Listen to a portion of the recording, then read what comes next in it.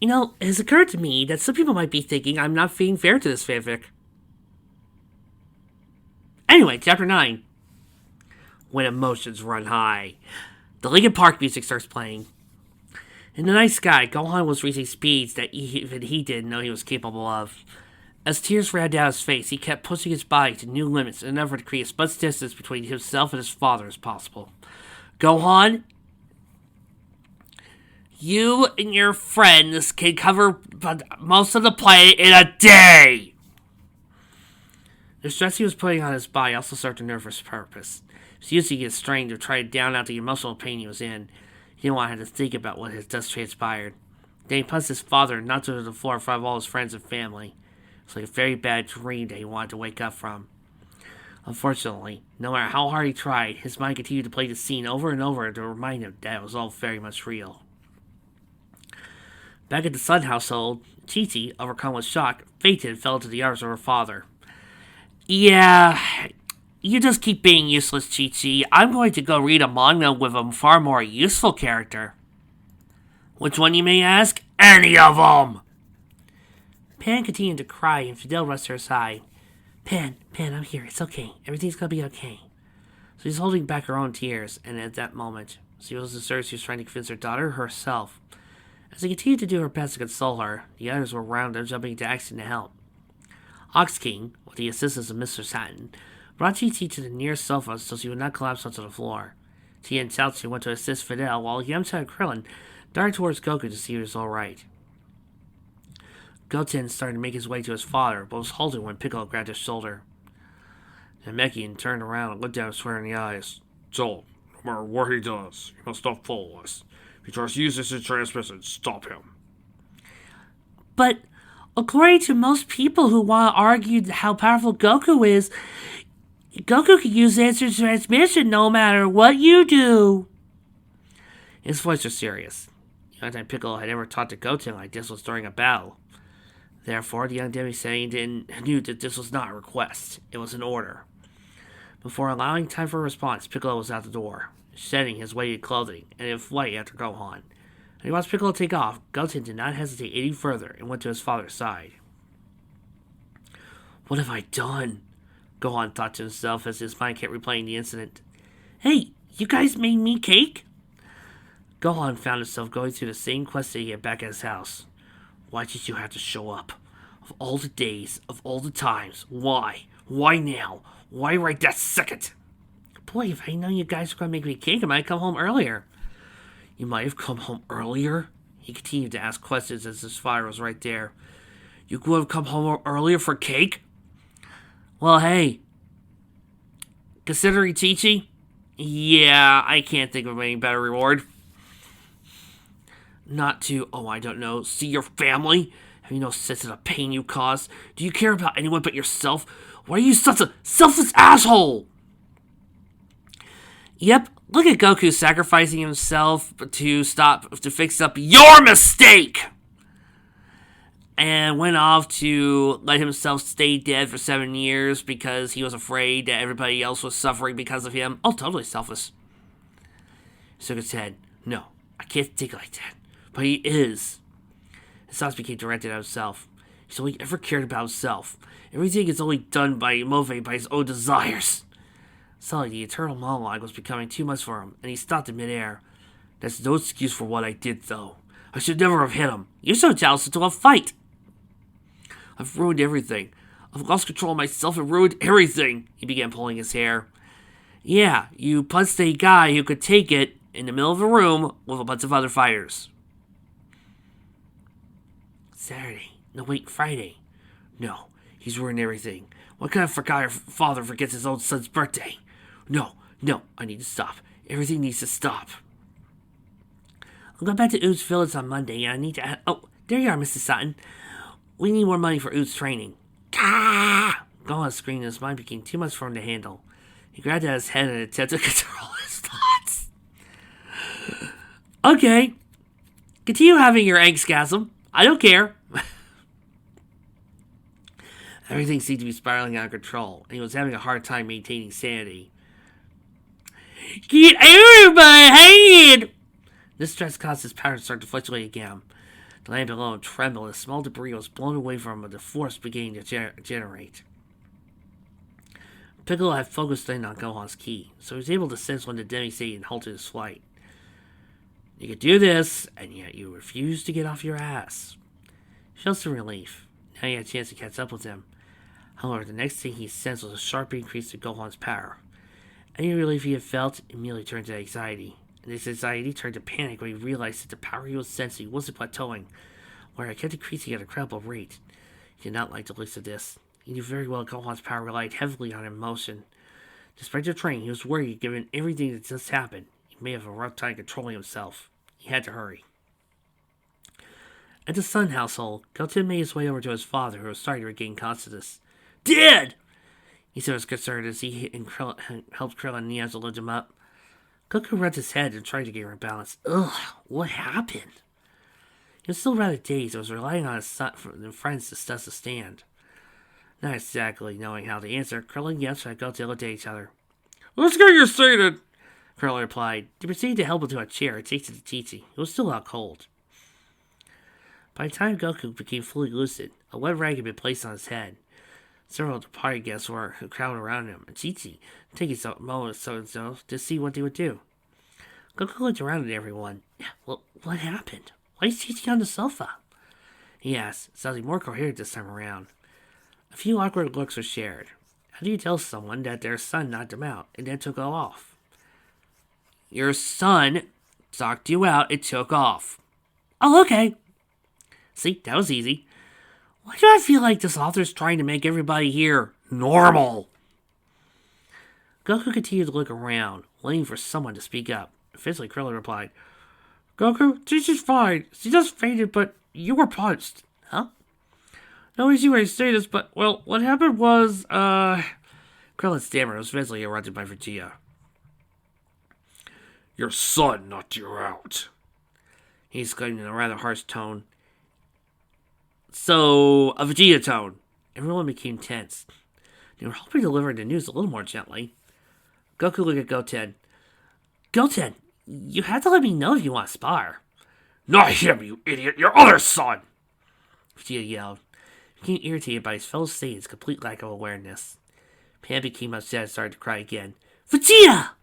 Bulma yelled, which did not help the situation as Brock began to cry as well. Feeling it would be best to separate her daughter and Brock from the situation, Videl spoke. Listen, Bulma, why don't you help me take Pan and Brock to the other room? I think we can use a breather while everyone else sorts this out. Without waiting for a response, Videl took Ataru's hand. Come on, Pan. But Grandpa... Videl prayed and protested and worried about him. Videl answered her. Grandpa's okay, and we're only going to the other room. A lot is going on, we need to take a break. Since the Pan didn't want to feel left out or anything, Oz King spoke up. "Grandpa Santa and I'll join you guys. Your mother's right. We need to give everyone some space." With that approximation, Pan agreed and went with her mother, followed by Bulma, Brock, and no rest. Once they were out of sight, Goku faced Krillin again. I still don't understand. Why would Gohan punch me, and where is he? You know, I just noticed his eldest son was not around. "He left, Goku," Krillin explained. "Listen, a lot's changed since you took off last year. Plus today's Gohan's birthday. This get-together was his birthday party." And no one showed me the picture. Why? Goku began thinking back to what he said when he first arrived. So this was for him, not me. "No, Goku," Yaza replied. "We had no idea where you were coming." The Saiyan stood up. Where did he go? I should talk to him. I don't think now's a good time, Goten returned. Goku felt persistent. I'm sure it'll be okay if I just talk to him. This is just a misunderstanding. He took a step forward. Dad, no. Goten said in a rather stern voice as he blocked his path. Piccolo went after him. He told me not to let you follow them. Now Goku was extremely confused. All he wanted to do was talk to them. As he said, it was just a misunderstanding, right? I don't get it. Why isn't it best to talk things out? Not right now, Goten retaliated. This goes far deeper to today. Going after him right now will only make things worse. Tien tried to add support. As Krillin said, a lot has changed since you've been gone. Now a second later, they all fell in massive spiky ki. Everyone turned for face towards the heights of the source. It's Gohan! Trunks exclaimed with shock. He knew that the older Demisade had been training, but his power was well beyond what he imagined. Kokega sensed that his brother's power was unstable. He was losing control over it. Damn it! He cursed. He wanted to run out and help, but he felt willing to stay with his father and follow Piccolo's orders. Sensing the eternal struggle of his friend, Trunks walked over to him. I'll go and check it out, he stated. Before he could reach the door, he was stopped by his father. No, I'll go, Vegeta declared. Dad? Trunks questioned as his father walked past him. You sure you should go? No offense, but you're not exactly the most sensitive people to other people's emotions. I'm not going for a therapy session. I'm only going back to make sure nothing bad happens. All due respect, son. I don't think you'd be able to handle the power we're setting right now, let alone if it got worse.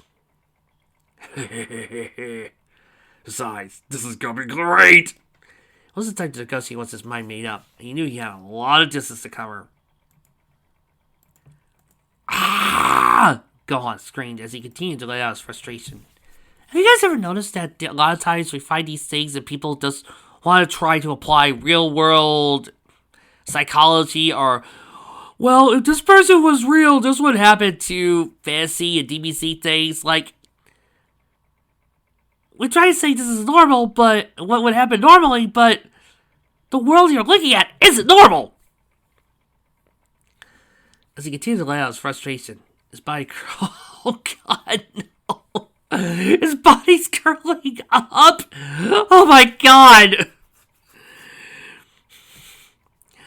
Okay, Gohan, since you are doing this, you have completely ruined your cool moment. So instead, I'm gonna read this as it demands. Why does he do this? Why does he make everything about him? Why? On the last line, he spread out his limbs and produced a powerful shockwave that flooded the mountain terrain below him. He then proceeded to shoot down to the epicenter, directly underneath him, and pound his fists to the ground until he bled. Why? Why? Why? He kept repeating as powerful shockwaves continued to emanate from his body. He was so consumed with anger, he didn't even recognize that Piccolo had reached his vicinity. Tell me why you ain't nothing but a heartbreak. What? I'm not going to waste Linkin Park on this scene. Go on! The Namekian yelled, but to no avail. Go on! He yelled again, trying to get closer, but he was being pushed back by the strong winds that Gohan was creating from his power. And his flatulence. As Gohan continued to release his anger, his energy kept increasing, putting further strain on his body. While the physical pain from this was excruciating to experience, it was nothing compared to the emotional pain he was in. He was beginning to see his father would never be the father he had wanted. Years of hurt and suppressed memories were finally coming to a head. He wasn't just angry at Goku. He hated him. The pain that had built up over a lifetime of his father's actions. The pain of never knowing when Goku was going to be there or not. The pain of the endless skill he had after this L gaze. Finally! It all came out at once, causing something to happen that had not happened in years. And another scream of anger as his eyes turned green and his hair flashed gold. His power went to overdrive. Oh, are we going to get Beast Gohan? Please, please, please, please, please. Well, it was at least created a forceful wave that obliterated his surroundings. It caused Piccolo to be thrown back several hundred feet. When the Namekian regained his balance, he stared in disbelief as Gohan had transformed to his Super Saiyan state. What, Elder Kai? That piece of shit, no good motherfucking piece of no good slime! Piece of fucking shit! Uh-oh. Thick, why did you have to mention that name? Okay, folks. Well, Legend is letting loose over there. Rexy to let you know something. Martial art fruit user hates with every passion of his being Elder Kai. To the point where the mere mention of his name will set him off. He will lose his temper no matter what scene. And no, if you actually can find some reason to defend him, he won't listen. Just let him have his moment.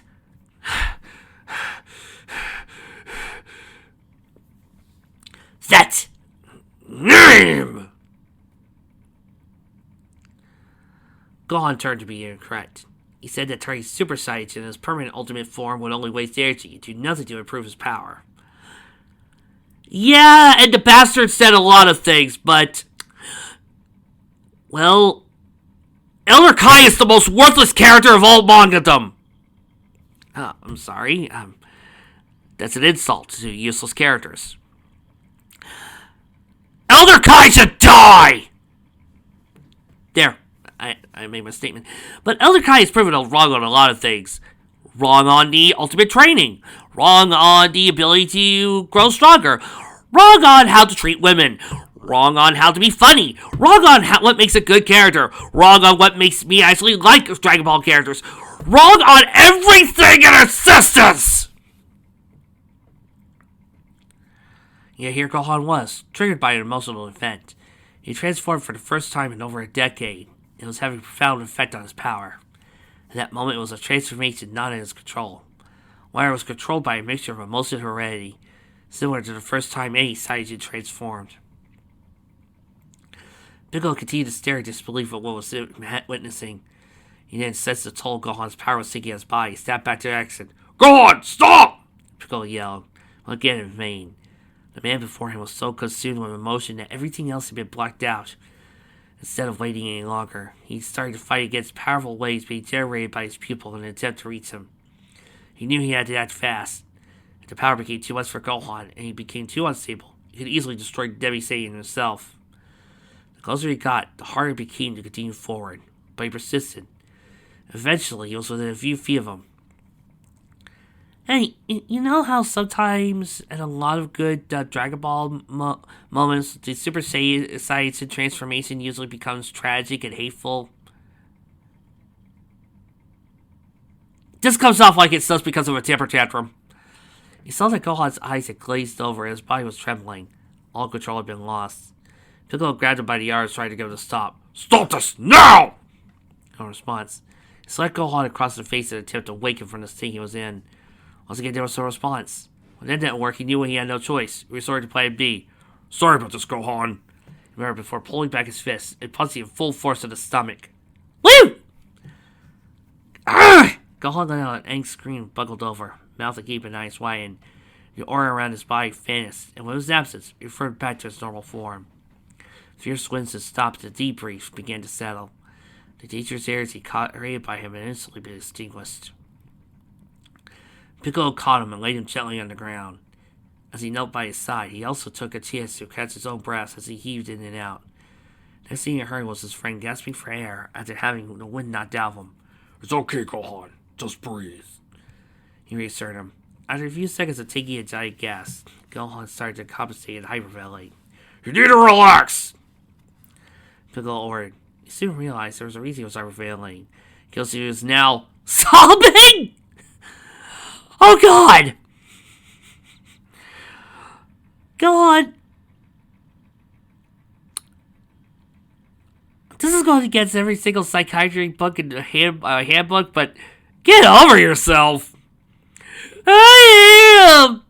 Gohan said through broken breaths, and it took a few seconds to regain his composure. I hate my daddy! His voice was now clearer as his emotions appeared to become more stable. However, just thinking about Goku, and the fact that he referred to him as his father made him angry again. He stood up. I hate him! He shouted as he was enveloped by a bright aura again, only to have it smothered by his terrible fatigue. He stumbled forward, and Piccolo was quick to support him again. As they both came to rest on his knees. I am! I can't do this, Piccolo! He confessed, almost in a whisper. He looked up at his own memory. I can't forgive him. I can't do it. I can never forgive him. He then buried his head in Piccolo's chest and cried. Nope, not going to waste the Linkin Park song! The scene reminded Piccolo when they first met after the battle with Raditz. How vulnerable and scared Gohan seemed.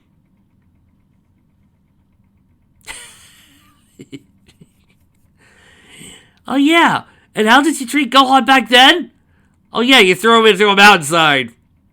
Now inside this grown man, later remains with a little boy who missed his daddy in the times he used to share. Not wanting to say, Piccolo remained silent. By now, he could also sense the presence of a familiar ki above them. He looked up and made eye contact with Vegeta. who's probably laughing his ass off by now.